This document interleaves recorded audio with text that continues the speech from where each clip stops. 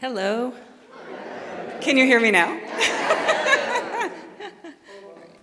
I don't need it. It's fine. Okay. Hi, friends. Oh, I'm so happy to be with you again.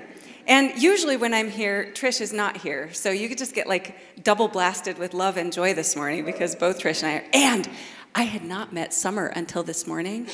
Holy Toledo, Batman. She is so much fun. And oh my gosh, what an amazement of delight. Grace, thank you for your spectacular voice and amazing heart that just lifts that song.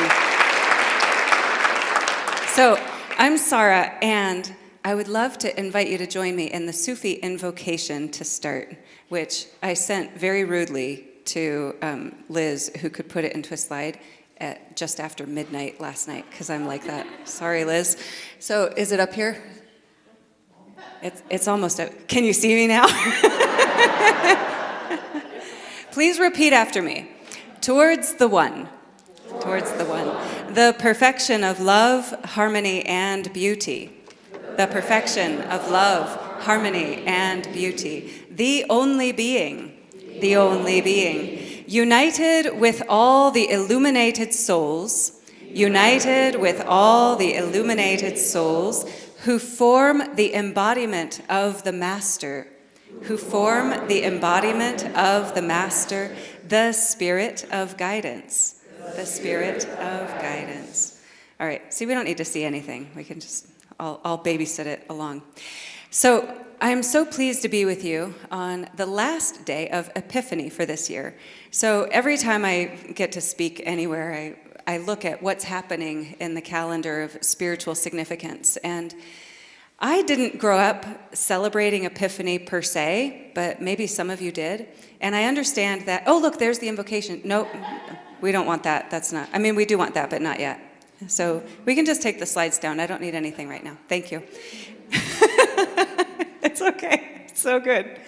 All right, so I've been looking at what are the themes around Epiphany that is celebrated in a lot of different Christian traditions, and I understand that unity has a relationship with Epiphany as well, but maybe not quite as formal as in the Catholic Church, which was part of my upbringing. And the stories around Epiphany and the themes focus around three major things. The slides are so fun, aren't they? The themes around Epiphany include the three wise men, or the three magi, coming to bestow gifts upon the newborn baby Jesus.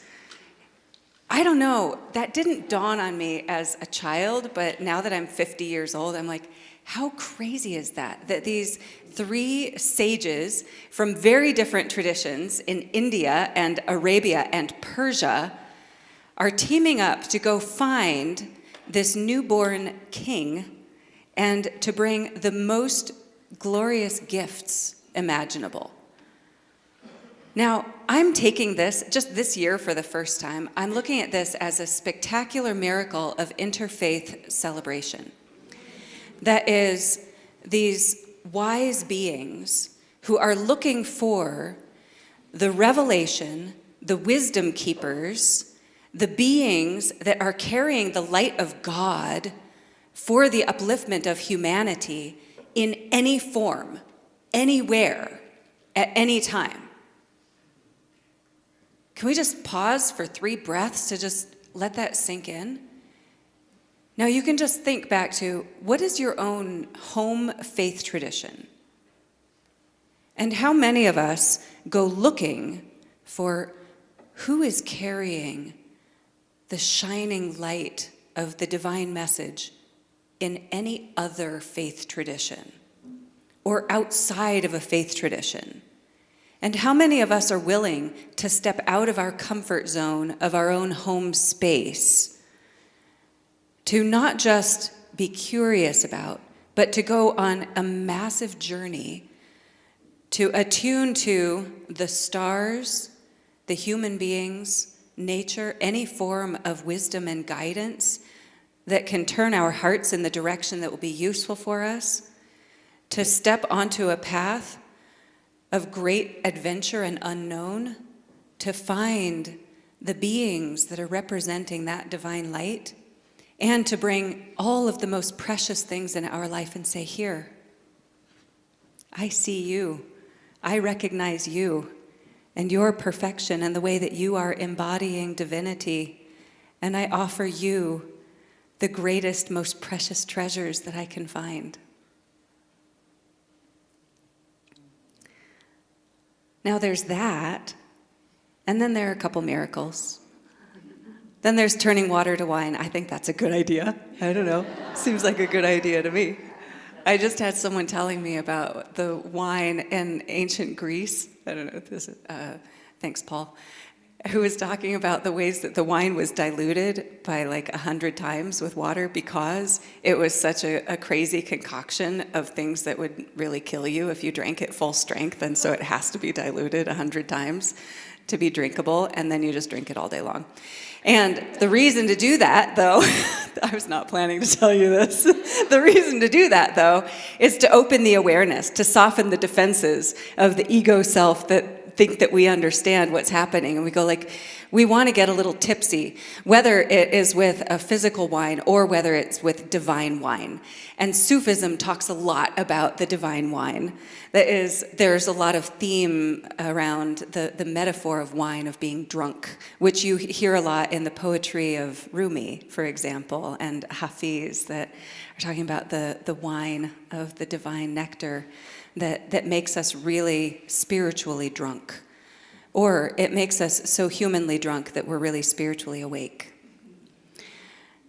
That's not advocating for anyone to go get sloshed after service. It's just saying metaphorically, symbolically. Okay, now, water to wine. And there was also the baptism that was the baptism of Jesus by John the Baptist. That was, it's said to be his cousin, but, a relation.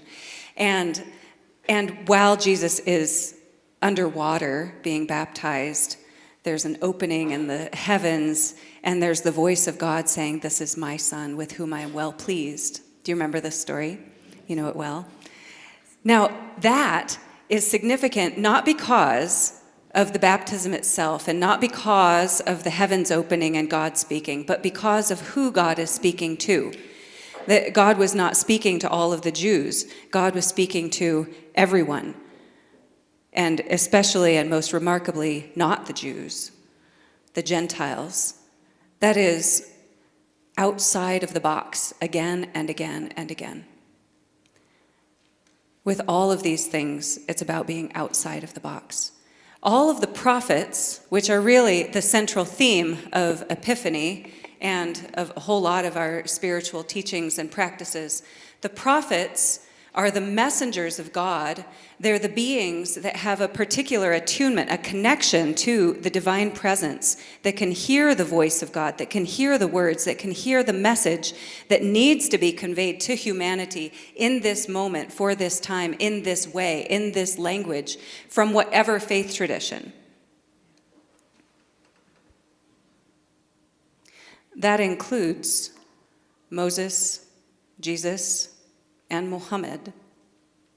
It also includes Buddha, Lord Krishna, Lord Rama, the avatars, the saints, the great wisdom keepers that are continually showing up to help guide humanity into a better way, to help us wake up to our divine essence and our divine purpose. And the prophets and messengers of all of the faith traditions bring the forms of teachings that are useful for us, that we'll be able to recognize and put to work in our own lives. And that is why the messengers are said to be the pen. They're the instrument. They do not create the message. They receive the message and they convey it as beautifully and perfectly as possible. It is compared in a Sufi story to someone being given a teaspoon with 30 drops of honey, of a divine nectar, and being told to carry this and not to spill a drop. They don't create it. They're not the manufacturers of the honey. They're carrying it through all of the busyness and all of the jarring influences of life And they need to preserve and protect every precious drop of it so that it can be useful, so that it can be nourishing, inspiring, and effective when it is delivered where it is intended. And it is said that we need to be very careful not to confuse the instrument with the message itself. That every messenger is bringing the same message because it comes from the same divine source. Always has, always will. Now that I said always will, I want to bring another piece in here. Because in the Abrahamic faith traditions, we have this process that goes from Moses, or Musa, who receives the revelation with all of the teachings, all of the laws, the divine law, the 10 commandments, thou shalt and thou shalt not, thou shalt not, all of these things. It is 613 laws in Judaism. I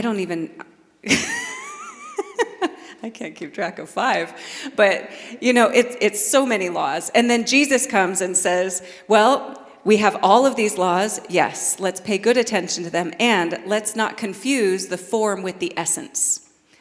Let's not confuse the form with the essence. It's not about the container. It's not about the spoon. It's about the drops that are in the spoon. Yeah? Okay. Then it is said that the prophet Muhammad comes along and says, well, we heard all of the beautiful things that Jesus said, and those things are all right and true and good. And also, we have gotten into some confusion that there is some division or different perspectives about what God is. Nope. God is all-inclusive one. Please do not be confused about this idea of the Father and the Son and the Holy Spirit, which are beautiful and useful in the ways and forms and places that they're useful. And when we get into confusion about what that is and start grabbing onto the form and losing that essence of divine unity that is all-inclusive, without exception, then we have wandered into confusion. So the prophet Muhammad, peace and blessings upon him, honored and acknowledged Moses and Jesus and a lot of other great beings, teachers, saints, messengers, prophets in the Quran. Did you know that? Now you do. Fun, huh? Now, it is said that Muhammad was the seal of the prophets. That means that all of the prophets that have come before have been doing their excellent, beautiful work to uplift humanity. And Muhammad said, and here is the complete package. And from here on out, it is said that there will not be a need for prophets. Inayat Khan, who is my Sufi hero, said that the age of the prophets is complete, and now we have moved as humanity into the era where the need is no longer for a new prophet to come, but for the teacher, which means for the personal relationship, for the specific guidance that will help each of us individually understand our purpose and how we can wake up and fulfill our purpose and embody the divine presence as beautifully as possible in our own lives. And the prophets hold a particular role in our understanding that is beyond our human direct experience. We feel like the prophets belong on Mount Olympus, metaphorically speaking, that they're far away from us, that we can't access them, that we're not allowed to go there. And in Sufism, there are a few different words that mean the prophet, and each of them has a specific form. So the first one that we're most familiar with when we're talking about Jesus and Muhammad and Moses and others as well is the word Rasul. And often we'll hear about the prophet Muhammad being Rasulullah, that is the prophet of God. We can also say Isa, or Jesus, Rasulullah, is the prophet of God. Musa, Moses, Rasulullah. All of these great beings are the prophets of God in the big, huge form. And the Rasul is the prophet that has the message for all beings at all times, that comes to give the instruction that is necessary, universally, sweepingly. Then there is also a word that is Nabi. Nabi, it also means prophet. But Nabi means the kind of a prophet who comes and says, you know what the prophet said? Stick with that. You know what the prophet said? Follow through with that. You know what the prophet said? Don't forget what the prophet said. That's another form of prophet. It's still a little bit beyond I don't know, maybe some of you are Nabis or Rasuls, but I'm not. I'm just a cute little human wandering around going like, oh, I'm doing the best I can when I feel like it. And sometimes I'm not even doing the best I can because I'm feeling lazy, but that's fine too. Okay, so then there's the human form, which is pir. And in Sufism, pir is also said to be a messenger, but it is the form that we can relate to in a direct personal way, that we can either have a relationship with, or we can read about, we can look at and relate to on the human level. And that is where we start to tip into, it inches closer and closer to us. It inches closer and closer to our humanness and how we experience life and how we relate to these forms of messenger and message. Because the message is instilled in the fiber of our beings. Do you know? I bet you do. I bet 3 of you do. Do you know that the name Muhammad means the embodiment of purpose? In the Arabic language, the mu syllable means that it is a tangible, felt, visceral reality in our experience. And Hamad, it's tied to a specific beautiful name of God, which is Hamid, which is usually said to mean praise, but it also means the inherent, quintessential nature of each individual thing and being.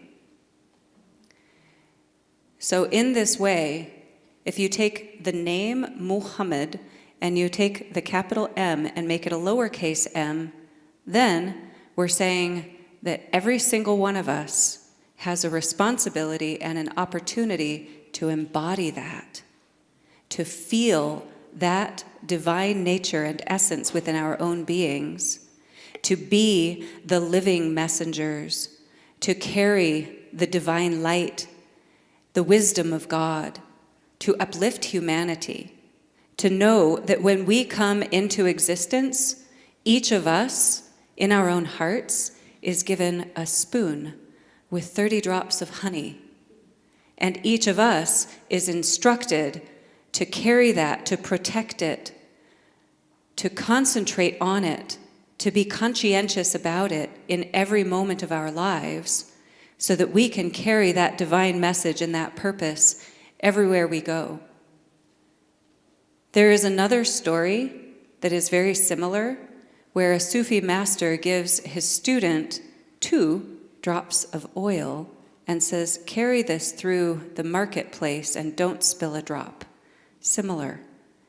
And at the end of the adventure of wandering through the marketplace, the student comes back and the teacher says, what did you notice about the marketplace? What did you see? And the student says, I didn't see anything. All I saw was the 2 drops of oil that I was concentrating on the whole time. Now that sounds like maybe there's some instruction there that we're not supposed to fixate on what it is that we're given. I disagree. I think we are supposed to fixate on what it is that we are given with such a clear, discerning attention, with so much love and devotion and trust, that we protect everything that is ours to protect. We embody everything we are meant to embody. And we uplift humanity by keeping our focus as clear and beautiful as possible. Now, at some point, all of us who have, every single one of us knows that the things that we concentrate on really specifically, we develop skill around. And at some point, our concentration can soften, where we go, this used to require so much diligent attention, and now I can just do it and also be aware of other things. when we become fixated long enough, clear enough, and we have that very explicit understanding about our role as a messenger of God, then we could begin to take in the surroundings and go, how can I harmonize with, include, love, and radiate this purpose to be an influence, a healing in the world?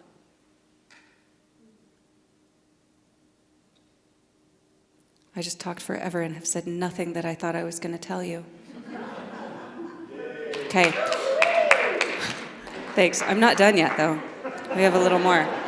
Now, there's still a question about what can the role of the prophets be in our own lives? Because we have, just like this spectrum of the Rasul to the Nabi to the Pir to our human experience, we have all of these different planes in which we can relate to the prophets, to the messengers. And it can be any prophets and messengers that feel available to you, that you feel touch into your own heart need and resonate with your own spirit. Any one of these beings. I was going to say great beings, but maybe they're just great to you. Small g, capital G, great beings. Okay. Now, with the big ones, we tend to get into this realm of our way of relating to them needs to be devotion. It's worship. It is going, how amazing and magnificent are you, and I can do nothing but behold you with awe. That's one option. Go for it. That's a good one. That's a good option. There are also, we get into more relational options where we go, how can I ask the prophet, the messenger, the teacher that will work most beautifully for me? How can I ask for guidance, for information, for perspective, for wisdom in my own life choices? How can I wake up in the morning and say, dear Jesus, my brother, my friend, please help me step harmoniously, skillfully, courageously throughout my day. Please help me. And we can say, dear Krishna, how can I dance through my existence being a beacon of light and joy? Please help me find my way to embody my sincerity of purpose. And we can also be in dialogue with them all day, every day. Rabbi Nachman, a very beautiful Jewish rabbi, probably, the most well-known? No, Jesus was the most well-known rabbi. And then, Reb Nachman is probably up in the top 3 of the most well-known rabbis of all time. And he gave instructions and invitations and examples about just being in constant dialogue with God. And we have the opportunity to be in constant dialogue with the prophets, to just tell them about our day, like a running diary throughout the day. We're just wandering into the pharmacy and saying, oh, Jesus, I don't know, that parking lot sure was a mess. Please take good care of all those people. I don't know what I'm going to do about my mother. I don't know what I'm going to do about my sister, my brother, my husband. What can I do about my husband or my wife? And wow, I really messed that up. And I sure hope I do a better job next time. I wonder what got into me. I was such a mess today. We can just be in dialogue. How wonderful. And we also have the opportunity to embody the qualities of the prophet, to go, I want to do my best to be these qualities. In Sufism, we have a phrase that we recite, Rasul Makbul. Rasul Makbul. That means the prophet I am integrating into my own being. Rasul Makbul. I invite you to try it. Rasul Makbul. Rasul Makbul. One more. Rasul Makbul. Yeah. Okay. We should sing something. Do I have time to sing something? Yes. Okay. So, I can bring this thing back up here. I got you. It's a boom mic stand. For your guitar and stuff. Oh, well, this one's for my guitar, and this one's for this. Okay.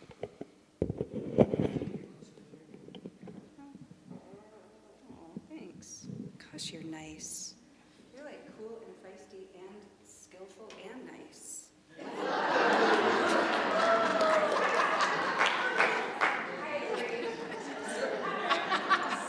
All right, so we're going to go, I think it's the next slide. I think we're skipping this one. We're going to the next one, which is words from Paramahansa Yogananda, who is another prophet, Hindu master, and yogic philosopher. I think we're good. I'm good.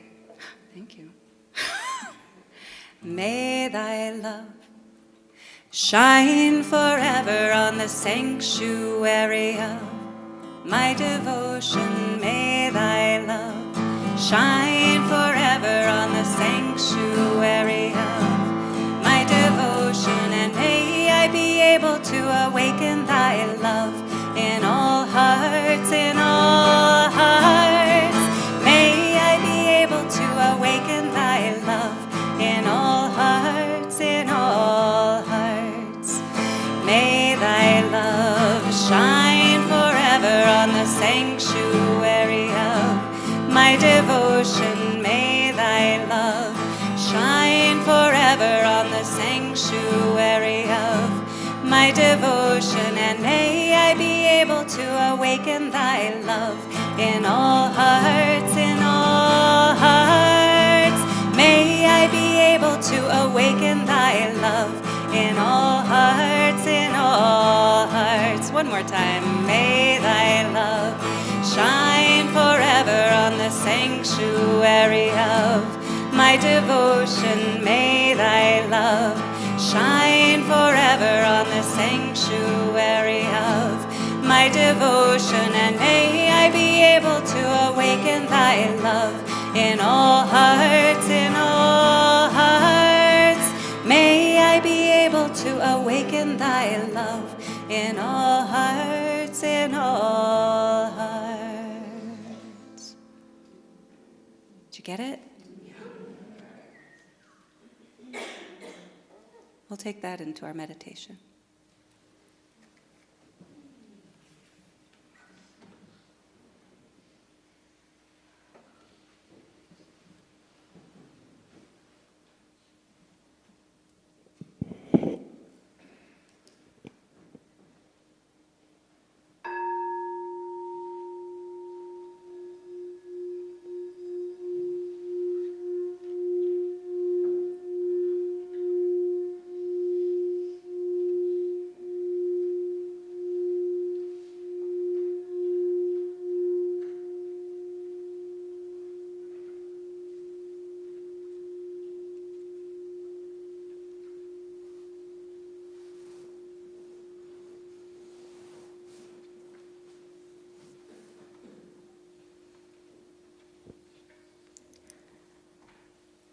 Just resting in the breath for a few minutes and letting the inhalation expand the spaciousness of the heart, and letting the out-breath be a relaxation for the whole body, for the mind, for the spirit.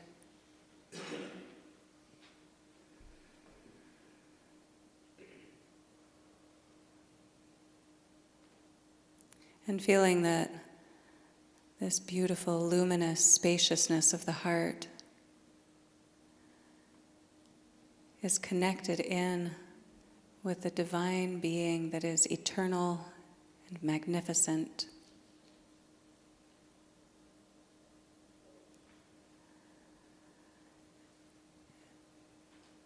And visualizing over the head a crown of light that is golden, powerful and gentle at the same time,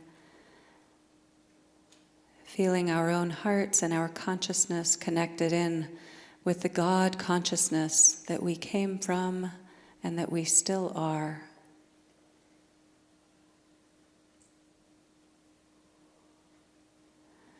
Inviting the heart and the awareness to listen carefully for the guiding wisdom that comes from the divine source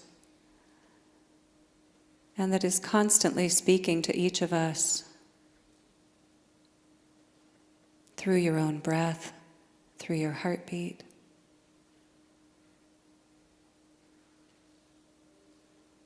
Your prayerful attention, and resting in the knowing that God is the strength and the sustenance that supports you in the moments of rest, in the peace and the tranquility that is the nature of your own soul.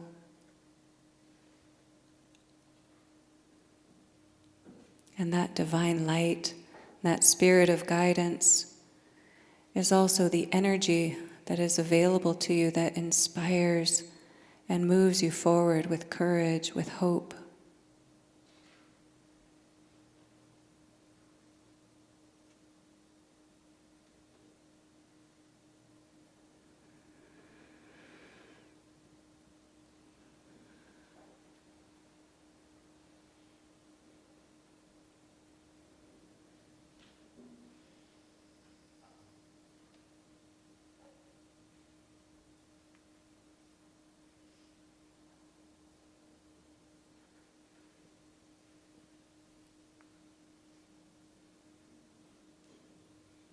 Inviting in the living atmosphere of the prophets, the messengers, the illuminated beings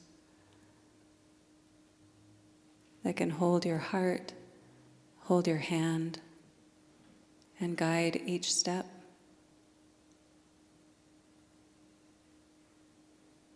Knowing that you are participating in this divine unfolding, the stream of blessings that have been flowing since the beginning of creation, and that now you have the great joy of embodying to shine this divine light.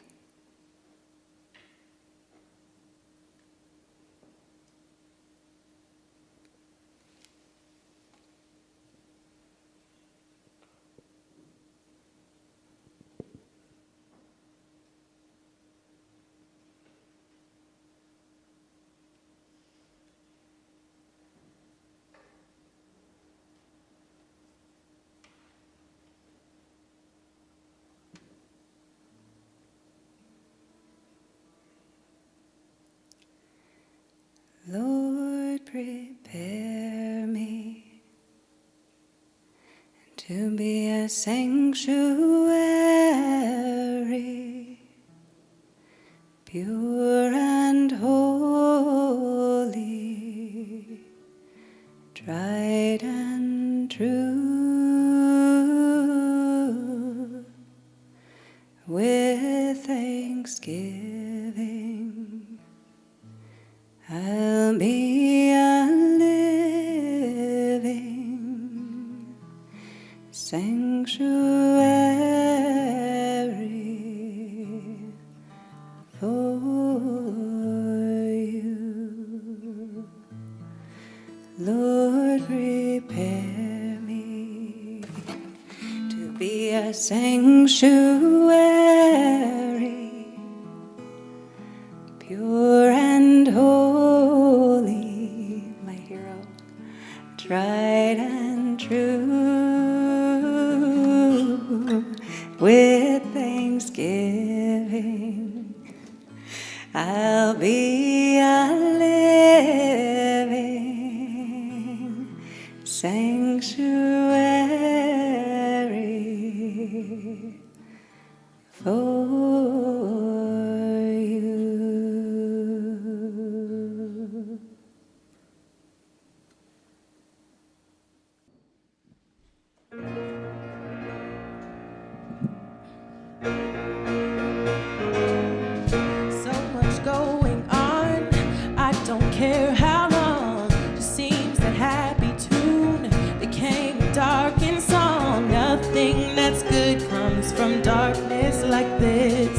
searching for light in the darkest abyss. Time is winding down before it is too late. Love is the only hope, but these 6 degrees clean slate, hate and destruction have hidden